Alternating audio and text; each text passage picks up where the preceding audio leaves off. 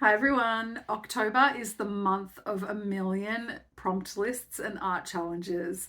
So I thought I would talk to you about what I'm doing this month. Let's go.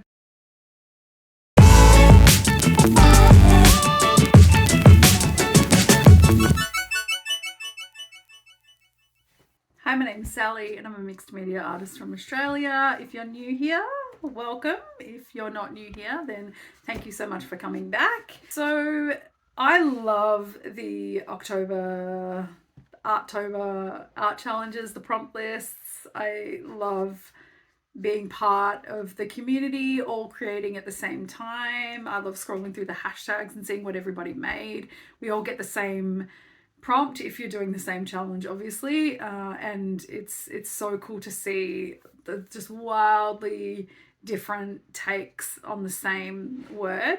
I am usually well prepared. I have my list picked out from the multiple. There's so many now. There's so many, and I usually have my list picked out. I usually have thumbnails and have started sketching before it gets to the 1st of October. But this year, having just been away and then everything going to shit literally the day that I landed back home, and being sick and everything else, I found myself scrolling through my Instagram feed and seeing people posting, and then I realized it was the 3rd of October already, and I was like, shit, I've got to pick a list. What am I going to do? And I haven't done an Inktober in years, and I usually like to do more like artist curated type lists. When I was searching through and seeing what some of the people that I follow were participating in, I decided to take part in Mab Graves' Drawlloween. The minute that I saw the list, the first read through, it was already sparking ideas, so I knew that that was going to be a good one to go with, and I'll put the full list here. So what I thought I would do in this video is just take you through my first week of artworks that I've created for Mab Graves' Drawlloween, and then at the end of the month I'll do a big wrap up with all of the pieces and show you what I made for the whole 31 days, and yeah, some like thoughts about it and all of that. So here is week one. Day one prompt was spooky self-portrait. I took inspiration from a Halloween look that I had created and worn to my job in 2018, and I'll put the picture here so you can have a look at it. I worked in a retail store then, and I went to work in this corpse paint with mixed reactions from customers. Some people really loved it. One gentleman crossed himself when he saw me, so that was pretty funny. And I did have to go supermarket shopping after work, so that was really interesting as well. Halloween, for my North American friends, Halloween's not such a big deal here in Australia. It has picked up in the last few years, but it's certainly not a thing where like everyone participates and dresses up their yards and dresses up in costumes. Like that's been a fairly recent thing here, so you wouldn't expect to walk into a store and see somebody dressed in costume. I love it. I love getting dressed up. I used to be a makeup artist, so I'm always into doing like extreme makeup looks. I still haven't decided what I'm going to do this year. I will be at home by myself, so who knows what I will come up with. One's artwork was spooky self-portrait. I used alcohol markers for this, and I used that picture of me in my corpse paint as inspiration for this piece. And like I said, I started this challenge on day 3, so I rushed through the first couple so I could catch up and then start slowing down and doing them day by day.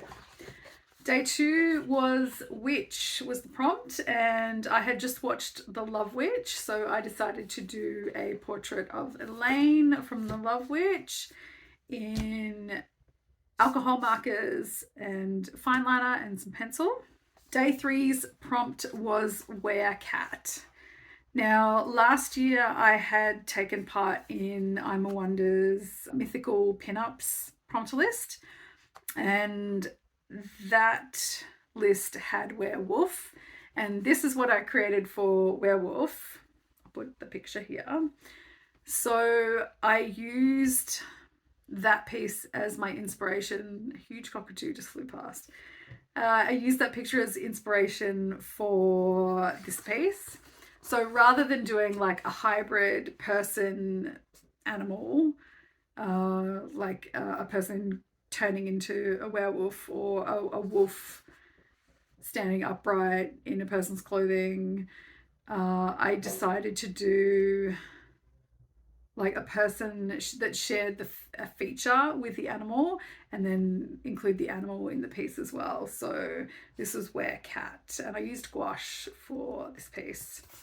Now, these two are the A5 size, but I'm mostly working in an A6 size, and I generally don't do pieces that are this small, but I'm liking the challenge, and also it seems to be less pressure to fill a smaller space. Just mentally, it seems to be like not as much pressure every day to fill like a whole big page. Now, day 4 is probably my favorite piece so far. Day 4's prompt was vampire. And I'm going to insert some footage of me making this piece here. So if you saw my October bullet journal setup, and I will link the video up above in case you haven't seen it, you will have seen me do this blood simulation paint smearing technique in the background. And that was the first time I'd done it. It was so successful, and I have had it in my mind for a while to use it as a background for illustrations. And it just seemed to obviously be the perfect fit to do for the prompt vampire. I didn't want to do like a full portrait or anything like that. I just chose to focus on the main feature of the vampire, which is the mouth and the fangs. And I will be fully transparent here. I haven't been feeling amazing, and I'm not firing on all cylinders. So I have used Pinterest heavily to reference my pictures. These won't be sold or anything like that. So it's just my own little personal project. So it is okay to use Pinterest in that case, because they're not royalty free images. You can't use them for sale of your work, just so you know, just FYI. There's plenty of royalty free photo sites that you can use for reference in that case. But I will link my Pinterest board down below so you can check it out. This one, I really love the way this illustration came out. I have a sketchbook spread that's just, I did a whole bunch of mouth studies because I've always found them quite challenging to get the proportions right and the dimensions and that sort of thing. And so that sort of gave me the confidence after I sort of had practiced those for a while to get stuck into this little painting. And I love the way this turned out. And I do want to develop this more into my own personal concepts and maybe make it into a series. I think they would make cool stickers. And I've got some other little ideas for things I can make out of them too. So let me know what you think. I thought I'd give you a close-up of putting the highlights in because nothing makes the mouth come alive than all those juicy highlights. Just using gouache for this piece. And I'm pretty stoked with how it came out.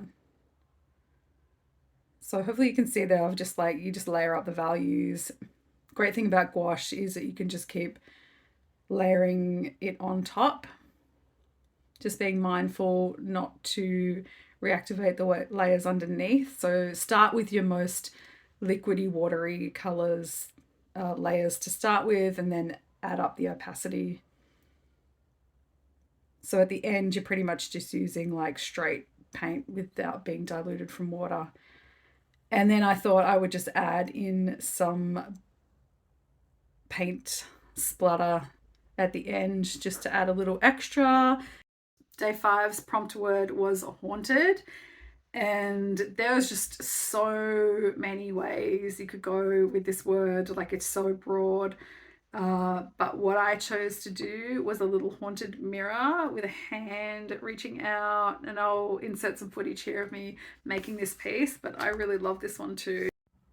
So I don't know about you, but one of the things that I find spookiest in a movie, and it doesn't even need to be a horror movie, but if there is a bathroom scene and someone is like washing their face in the sink and there's a mirror and you can't see anything in it, and then they pop up, as you do when you wash your face, you just stand up and look in the mirror, and my body tenses up. I'm expecting there to be something in the reflection, or for their reflection to be different. If there's something that's not supposed to be there, or something that's moving in the mirror that's not moving in real life, that freaks me out so much. Like, it's so scary. I don't know. Let me know if that's a fright for you as well, because that stuff really freaks me out. So for haunted, like I said, it's just such a broad term. It could really be anything. And I decided to do a little haunted mirror with the hand, one sort of spooky hand still in the mirror and one hand reaching out into real life. I've not painted gold or anything sort of like metal before, so that was quite challenging. And I don't really have the patience for things like this, for tiny details. So I'm quite happy with the way that the frame turned out, considering that. But it could be a lot better if I actually just sat down and spent the time on it. But yeah, I wanted it to be sort of an ornate, old-timey looking frame with the haunted soul trying to escape. Oh. Hi, Evie. Hi, cats. And then I just finished off with some pencil and then some gouache. I used this gouache for this whole piece, and then just the white highlights to show the reflection of the mirror. Days 4 and 5 have been my favorites so far. Day 6 prompt stumped me a little bit. The prompt was botanical beasts, and I don't generally do like fantasy characters or hybrid things or anything like that. So when I started thinking about botanical like plants and the names of things and how it could relate to beasts and animals, I started thinking about how a lot of plant names are animal names, and like kangaroo paw and things like that. And I ended up going with catnip. So here's the catnip cat. And I use alcohol markers, color pencil, fine liner for this one. And it's not my favorite, but I got something on the page. And one of the great things about the October art challenges is that because you are creating artwork every day, you don't have too much time to overthink it, because you don't have really the luxury of having like a full week to work on one piece. You don't get stuck overthinking it. One of my favorite quotes from Jack Kerouac is first thought, best thought. And so you literally have to just like put down an idea and run with it. And especially this year, because I didn't have that time to pre-plan anything, I'm literally just like, the first thing that comes into my mind is what I'm thumbnailing, doing a quick sketch of, and developing into that day's piece. And it also means that you can sort of drop the perfectionism a little bit, because it's time to move on to the next day, the next artwork. And so you don't get too like hung up in the details. And I quite like that about it, like letting go of some of that control. For the last day of week 1, our prompt word was fairy. Now, fairies are not something that I'm super into or interested in. I've certainly never done art of a fairy before, but like with The Love Witch, I had also recently watched Moulin Rouge, and so the only thing fairy like that I could think of was our Kylie as the green absinthe fairy. So I did this little gouache painting and gold paint marker little painting of Kylie Minogue as the absinthe fairy. It's not my favorite piece. It just did get a lot of love on my Instagram account, so people do really like it. It's not my favorite. Um, Probably just because I'm not like super interested in this subject matter or something that's not I'm not familiar with like doing art of this. I've also like her teeth, they're not correct. But that's okay. Like I said, like you're gonna make mistakes. Not everything's gonna be perfect. Although looking through the hashtags, like there's so many incredible artists. There's so many incredible pieces of art being made. So that's it for my first week of Drawlloween. Pretty happy with these pieces that I've made. I have managed to catch up and I've got a lot of sketches already done for the next week.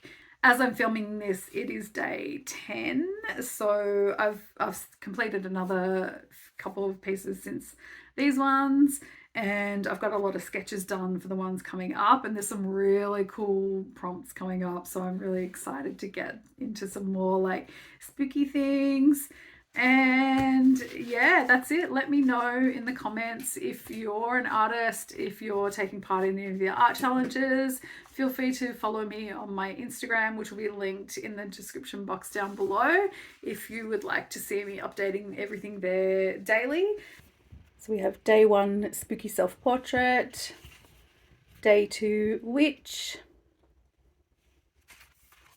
day 3 werecat, day 4 vampire, day 5 haunted, day 6 botanical beasts, and day 7 fairy. Thank you so much for watching, and I'll see you next time.